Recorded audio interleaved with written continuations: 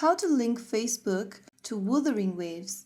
Hi everyone, welcome back to Crazy Gamer. Linking your Facebook account to Wuthering Waves is actually pretty simple, so here's how you do it.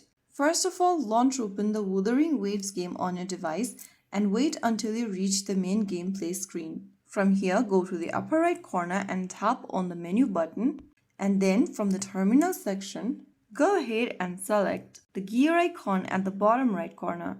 Now go to the bottom left and tap on this button over here. This will open account settings.